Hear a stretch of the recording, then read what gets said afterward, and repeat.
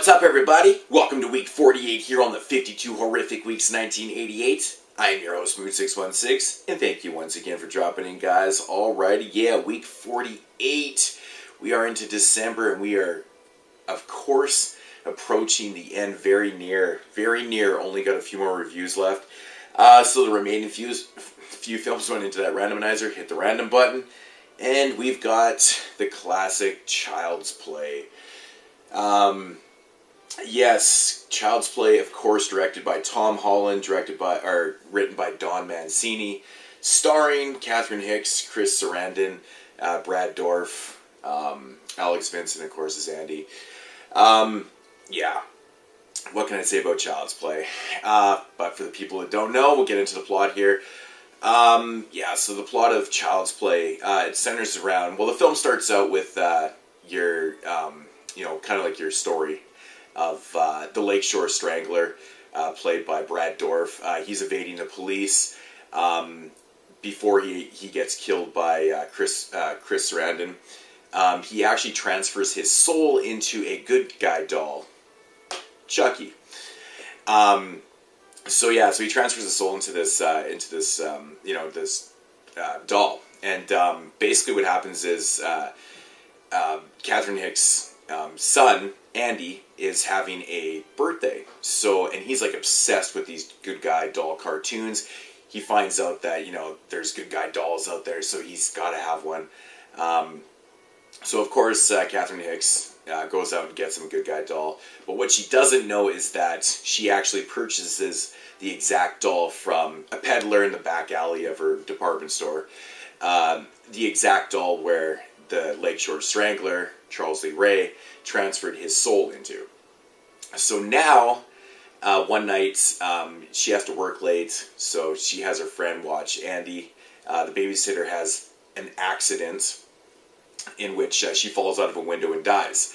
Now, Chris Sarandon, he starts investigating the case, and basically Andy is telling the police that, Chucky was on top of the counter, had something to do with it, blah, blah, blah. And, of course, they don't believe him. They try to commit Andy, and now it's basically just, Catherine Hicks wants to figure out what the fuck is actually really going on. She's convinced that Andy had nothing to do with it, and, of course, she finds out that there is something up with the doll. Yeah. And, that's basically the synopsis of your film. Now, my thoughts on this one. I remember watching this movie when it first came out. Actually, roughly, I didn't see it when it first came out. I think I saw it about a year later. I was very young and very impressionable. This one always left a huge impression on me. It actually terrified me for some odd reason. I think it's because the animatronics in this film are so well done for 1988. Chucky seems so fucking real. There's a scene in this film where he's going to see this voodoo guy. And Chucky's standing on top of this counter, and he's kind of moving around and talking. Even today, it looks so fantastic. Which I did actually watch this on Blu-ray. The menu behind me is from the Blu-ray kit. I'm just holding up this because I don't feel like holding the box set. It just looks so fucking good, and it always left that impression on me. I'm a really big fan of this film. I think Brad Dourif does such an amazing job. He's a great voice actor. One thing about this movie that always gets me is Alex Vincent's performance as Andy Barclay. I think he's a fantastic child actor. I think he really pulls it off really well. There's a scene where he's in the hospital and he's screaming to one of the nurses in there, and he's like, Chucky's coming after me, he's gonna kill me, and he fucking starts crying, and I think he really does actually cry in that scene, which is quite impressive for a child actor to actually pull that off. He's just really believable in the role, and he's very likable too. You're kind of rooting for Andy and whatnot and stuff. But all around, it's a really good film. I think Tom Holland does a good job of directing this film. Of course, it's starring Chris Sarandon as, the investigative police officer in this. Of course, who starred in Fright Night that Tom Holland also directed, which is interesting. And this film actually has the very kind of similar feel as Fright Night at times, too, which is quite interesting. It definitely has Tom Holland's stamp on it. As an overall film, it's very effective. Because basically the point of, Charles Lee Ray is his soul has been transferred into this doll. He's becoming human inside this doll, and the only way that he can get his soul out of this doll is by transferring it into the first person he let know what his secret was, which is of course Andy. So it's basically kind of the whole premise of the film is, Charles Lee Ray is trying to transfer his soul, which I really do like that idea. He needs to, get back to being human so he can, continue his reign of destruction as the Lakeshore Strangler. But overall it's got a really cool feel. I like the atmosphere in this film too. It's very well done. Like I said, the effects are awesome.